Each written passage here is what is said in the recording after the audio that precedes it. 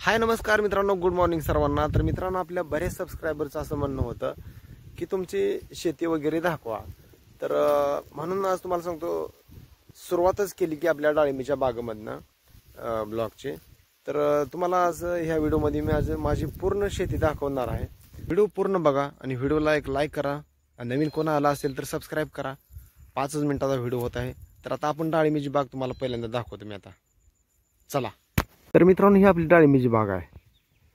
तर तुम्हाला सांगतो, ही झाडं लावून जवळपास मला वाटतं 2-3 वर्ष झाली असतील। आणि ह्या डाळिंबीच्या बागेमधली बरीचशी काही झाडं मररोगाने गेलेली। आता झाडावर काही माल वगैरे काहीच नाही।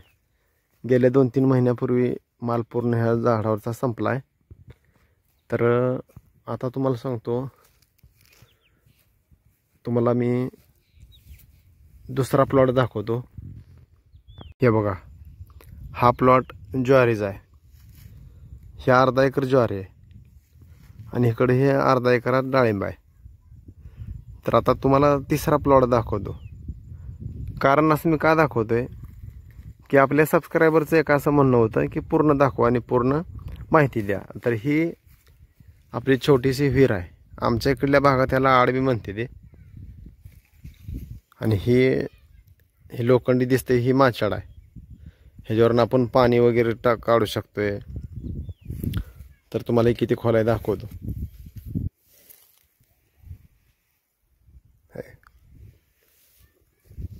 तर आता तुम्ही विहीर वगैरे बघितली, तर आता तुम्हाला तिसरा प्लॉट दाखवतो। तर आता हे आहे गाजराचा प्लॉट। तर ही सुद्धा अर्ध्या एकराचाच प्लॉट आहे आणि पलीकडल्या साईडला ज्वारी आहे। तर ह्या गाजराचं सिस्टम काय केले तुम्हाला सांगतो आता नवीन पद्धतीमध्ये आपण। तर ही गाजराची जी पालं आहेत ना, ही पालं आपण कापलेलं आहेत।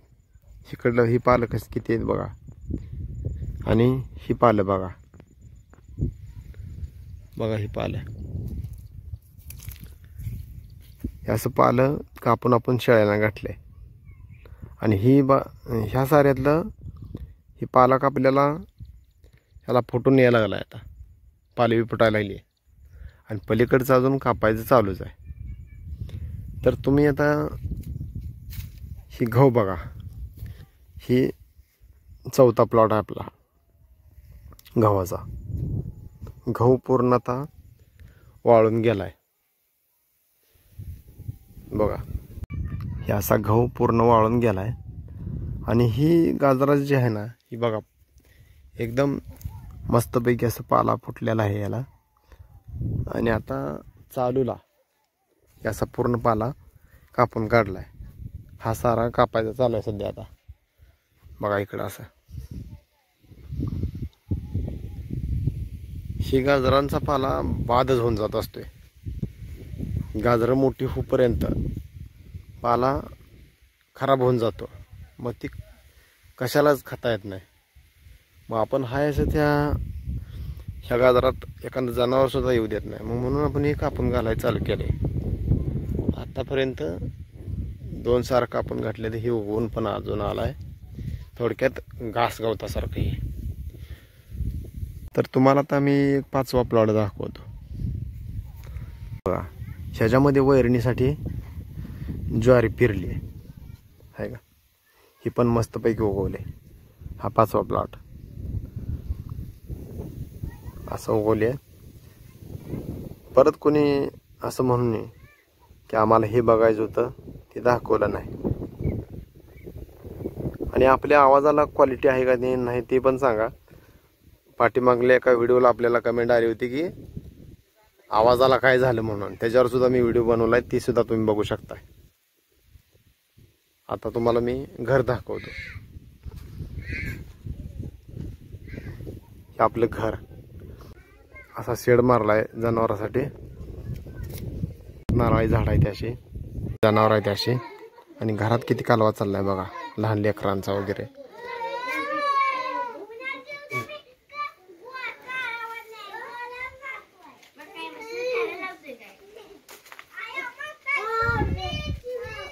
आणि ही शेरडांसाठी भरडावातला खायला।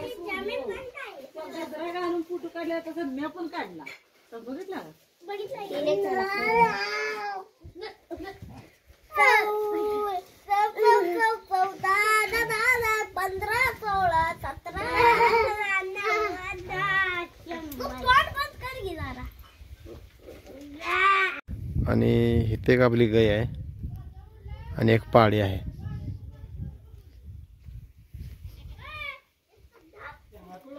पाडीच्या कपाळावर 7 आहे, तुम्ही बघू शकता.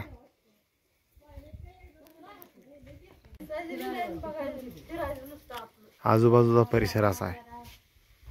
तर मित्रांनो, हा व्हिडिओ तुम्हाला कसा वाटला हे मला कमेंट करून नक्की सांगा. तर उद्याचा व्हिडिओ तुम्हाला आपण सांगोलची यात्रेचा व्हिडिओ दाखवणार आहे, ते तुम्ही व्हिडिओ बघायला विसरू नका. आमच्या सांगोल तालुक्यात खूप मोठी यात्रा असते अंबिका देवीची आणि 15 ते 20 दिवस ही यात्रा चालते. तर आपण जाणार आहे आज आणि तिथला व्हिडिओ तुम्हाला उद्या दाखवायला येईल. तर चला मित्रांनो, बाय बाय.